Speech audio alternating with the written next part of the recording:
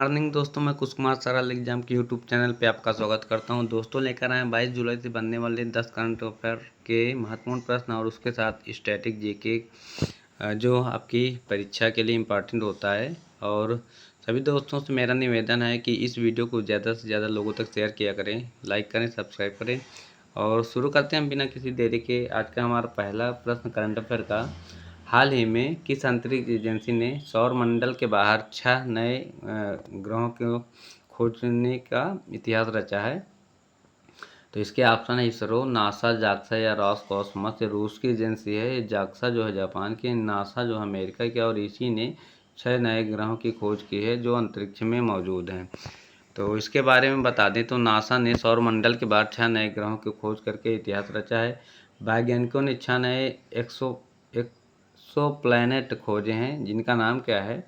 HD 363840B, TOI 198B, TOI 2095B, TOI 2095C और TOI 4860B और EMWC 758C। ये सभी सौरमंडल के बाहर हैं। वर्तमान में अगर पूछे तो अंतरिक्ष में कितने ग्रह थे, आप लोग पढ़े होंगे, तो 7 थे। और लगभग 31 साल पहले 1992 में वैज्ञानिकों ने पहले एक्सपो प्लैनेट की पुष्टि की थी और मार्च 2022 तक खोजे गए एक्सपो प्लैनेट की संख्या 5000 से अधिक हो जाएगी।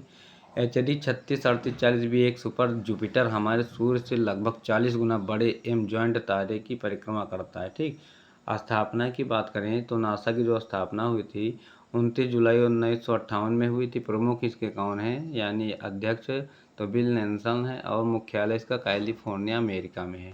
अगला हमारा प्रश्न है, विश्व अंतरिक्ष पुरस्कार किस अंतरिक्ष मिशन को दिया जाएगा? गगनयान 2, चंद्रयान 2, चंद्रयान 3 या भास्कर 3? तो इसका राइट आंसर होगा सी ऑप्शन, चंद्रयान 3 को यह अंतरिक्ष मिशन का जो है पुरस्कार दिया जाएगा।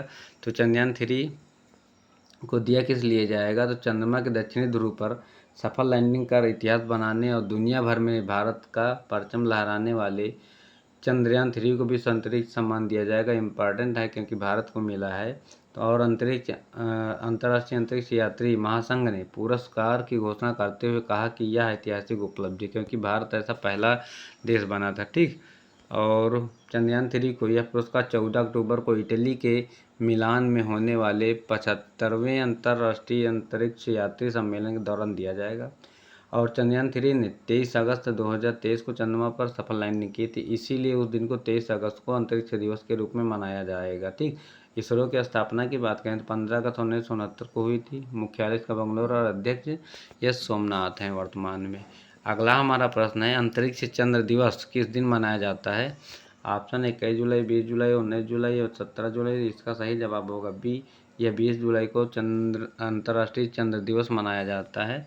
और इसके बारे में बता दें तो महासभा ने 1921 में बाह्य अंतरिक्ष के शांतिपूर्ण उपयोग में अंतर्राष्ट्रीय सहयोग पर अपने संकल्प 76/76 में अंतर्राष्ट्रीय चंद्रमा दिवस मनाने की घोषणा की थी। इसे प्रतिवर्ष 20 जुलाई को मनाया जाता है। मनाया क्यों जाता है? तो इस दिन क्या हुआ था, जो अमेरिका का चंद्रयान था और उसके साथ नील आर्मस्ट्रांग, बी एल्ड्रिन और एक आदमी, 3 लोग जो चंद्रमा पे पहली बार कदम रखे थे, और इसीलिए इस दिन को चंद्र दिवस के रूप में मनाया जाता है। ठीक, क्योंकि 20 जुलाई 1969 को पहली बार मानव भेजा था अमेरिका ने चंद्रमा पे। ठीक, अगला हमारा प्रश्न है, हाल ही में CSK में ने कहाँ सुपर किंग्स एकेडमी लॉन्च की? बंगलौर, बर्न, सिडनी या लंदन?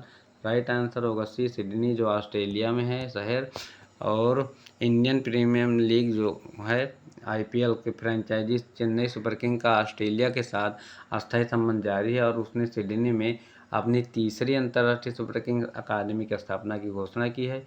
इसके अन्य अंतर्राष्ट्रीय केंद्र संयुक्त राज्य अमेरिका में है, डलास, और यूनाइटेड किंगडम रीडिंग में है। ठीक, और सिडनी में Super Kings Academy Cricket Central 161 Silver Water Road, Sydney Olympic Park में स्थित है। अत्याधुनिक केंद्र में पूरे साल इंडोर और आउटडोर प्रशिक्षण सुविधाएं उपलब्ध रहेंगी। लड़कों और लड़कियों के लिए क्रिकेट कोचिंग सितंबर में शुरू होगी यहाँ पे। ठीक, नेक्स्ट हमारा प्रश्न है, विश्व धरोहर समिति का 46वां सत्र कहाँ आयोजित किया जाएगा? ब्रिटेन, अमेरिका, भारत या काठमांडू? इसका सही जवाब होगा भारत में ये होगा। और भारत में कहाँ होगा? तो भारत मंडपम, दिल्ली में। तो विश्व धरोहर जो है यूनेस्को समिति का 46वां सत्र नई दिल्ली में। भारत 21 जुलाई से 31 जुलाई तक 2024 तक इसका भारत मंडपम में होगा। और विश्व धरोहर समिति में वर्तमान में 21 देश शामिल हैं। यूनेस्को का पूरा नाम संयुक्त राष्ट्र शैक्षिक, वैज्ञानिक एवं सांस्कृतिक संगठन है। यूनेस्को का संविधान 4 नवंबर 1946 को लागू हुआ था। और यूनेस्को के बारे में बता दें तो इसकी स्थापना जो हुई थी 16 नवंबर 1945 को की गई थी। मुख्यालय इसका फ्रांस की राजधानी पेरिस में है। वर्तमान में इसमें लगभग 95 सदस्य देश एवं 8 सहयोगी सदस्य देश शामिल हैं। वर्तमान में इसके महानिदेशक कौन है तो इम्पॉर्टेंट है, आंद्रे अजोले हैं। और भारत में कुल 42 धरोहर विश्व सूची में शामिल हुई। नया है होयसल मंदिर कर्नाटक में, और विश्व भारती विश्वविद्यालय रविन्द्रनाथ टैगोर का विद्यालय कोलकाता में यह शामिल किया गया था 42वां। ठीक, अगला हमारा प्रश्न है, किस राज्य में भगवान बुद्ध की 51 फीट ऊंची कांस्य प्रतिमा स्थापित की जाएगी? बिहार, उत्तर प्रदेश, झारखंड या नेपाल? इसका सही जवाब होगा बी, ये उत्तर प्रदेश में स्थापित की जाएगी, कौशाम्बी जिले में। ठीक, तो कौशाम्बी में स्थापित की जाने वाली महात्मा बुद्ध की मूर्ति को हालो कास्ट पद्धति के जरिए पूरा किया जाएगा। मूर्ति के लिए जिस कांस्य धातु का प्रयोग है उसमें 85% कॉपर, 5% लेड और 5% टिन व 5% जिंक का अलॉय के तौर पर प्रयोग किया जाएगा। मूर्ति में कांस्य का वजन जो है 52 टन होगा, जबकि 20 टन लोहे का भी इसकी स्थापना में उपयोग किया जाएगा। और उल्लेखनीय है कि महात्मा गौतम बुद्ध ने कौशाम्बी में ही चातुर्मास व्यतीत करने के साथ लोगों को सत्य अहिंसा का संदेश दिया था। और अगला हमारा प्रश्न है, यूरोपीय आयोग की अध्यक्ष के रूप में किसे चुना गया है?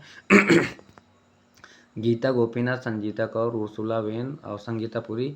सही जवाब होगा सी, उर्सुला वेन डेयर को नियुक्त किया गया है और यूरोपीय आयोग के अध्यक्ष चुनी गई हैं। और यूरोपीय संसद ने 18 जुलाई 2024 को जर्मन राजनेता उर्सुला वॉन डेर लेयन को अगले 5 साल के कार्यकाल के लिए यूरोपीय आयोग के अध्यक्ष के रूप में चुना गया है। इंपॉर्टेंट है, याद रखना। ठीक, नेक्स्ट हमारा प्रश्न है, हाल ही में वर्ल्ड चैंपियंस ऑफ लीजेंड का खिताब किसने जीता? Pakistan legend, Bharat legend, Australia legend या श्रीलंका? तो इसको भारत ने जीता। लीजेंड का मतलब जो पुराने खिलाड़ी थे जिन्होंने संन्यास ले लिया है उन लोगों की टीम थी और इसने पाकिस्तान टीम को हराया है। ठीक, और इस मुकाबले में पाकिस्तान ने पहले बैटिंग की और निर्धारित 20 ओवर में 6 विकेट खोकर 156 रन जोड़े। इस पर भारत ने 5 विकेट खोकर 115 रन बना लिए थे। ठीक, नेक्स्ट हमारा प्रश्न है, हाल ही में आरबीआई से किस कोर इन्वेस्टमेंट कंपनी बनने की मंजूरी मिली है? बजाज फाइनेंस, जियो फाइनेंस, वॉलमार्ट, एलआईसी या इसका सही जवाब होगा अभी ऑप्शन जियो फाइनेंस को ये मंजूरी मिली है आरबीआई से। और जियो फाइनेंशियल सर्विसेज ने एक गैर बैंकिंग वित्तीय कंपनी से कोर निवेश कंपनी सीआईसी में परिवर्तित होने के लिए भारतीय रिजर्व बैंक की मंजूरी हासिल कर ली है। जियो फाइनेंशियल सर्विसेज अपने विविध न्यायिक कार्य क्षेत्रों को सुव्यवस्थित कर सकती है। नेक्स्ट हमारा प्रश्न है, छत्रपति शिवाजी महाराज के किस हथियार को लंदन से लाया गया है? तो बाघ नख, तलवार, धनुष या खंजर? इसका सही जवाब होगा ए, बाघ नख को लाया गया। लंदन में संग्रहालय में मौजूद था।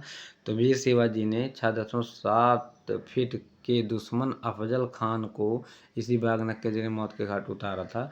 बीते कई दशकों से ये बाघ नख लंदन के विक्टोरिया एंड अल्बर्ट म्यूजियम में रखा हुआ था। यूनाइटेड किंगडम के अधिकारियों ने वो बाघ नख लौटाने के लिए सहमति जताई थी। और जगदम्बा तलवार थी इनके पास। ऐतिहासिक रूप से महत्वपूर्ण हथियार है जो मराठा साम्राज्य के इतिहास में एक प्रमुख व्यक्ति छत्रपति शिवाजी महाराज से जुड़ा है। तो ये थे आज के करंट अफेयर के महत्वपूर्ण प्रश्न, साथ में जीके जीएस के भी प्रश्न इंक्लूड रहते हैं। और उम्मीद है कि यह वीडियो आपको पसंद आएगा और सभी दोस्तों से निवेदन है कि इस वीडियो को लाइक शेयर किया करें, सब्सक्राइब करें, ज़्यादा से ज़्यादा लोगों तक जोड़ने की कृपा करें। सभी सोशल मीडिया पे इस वीडियो को शेयर किया करें। और आने वाली जो भी परीक्षाएं लगी हुई हैं, अब फिलहाल डीएसएसबी की जो भी टीजीटी की परीक्षाएं हैं उनका नोटिस जल्द ही आने वाला है एग्ज़ाम का। तो आप लोग सभी अच्छे से पढ़ाई करते रहें ताकि आप इस दौड़ में पीछे ना रह पाएँ। ठीक, और जो भी बिहार 4.0 की तैयारी कर रहे हैं उनके लिए भी इम्पॉर्टेंट प्रश्न है, क्योंकि पिछला जो अभी पेपर हुआ है बहुत सारे जो उसमें 8-10 क्वेश्चन आए थे, सारे पढ़ाए हुए हमारे आए थे इसमें। तो आप लोग लगातार इन 10 क्वेश्चनों को 10 मिनट टाइम देकर पढ़ लिया करें, ज़्यादा इम्पॉर्टेंट है। ठीक, तो बाय सभी को, thanks for watching this video, thank you.